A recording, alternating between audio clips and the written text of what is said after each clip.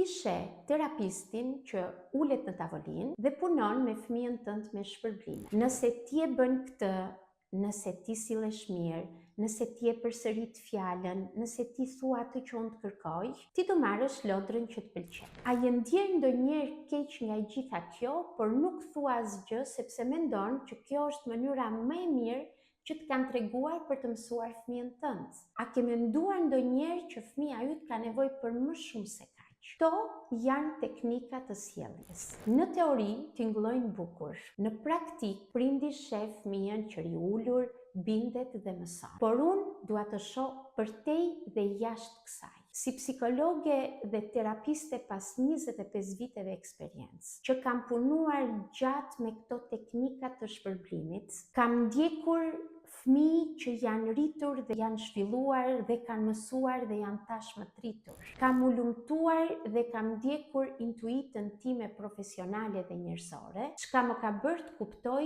që këto teknika nuk funksionojnë për fëmijët me autizëm. Së pari, një fëmijë me autizëm nuk është një projekt sjelljesh, nuk janë sjellje që duhen rregulluar dhe duhen ndryshuar nëpërmjet shpërblimit, por një fëmijë me autizëm është një qenie që funksionon ndryshe. Është një qenie që ka nevojat e tij sensore që i duhen respektuar.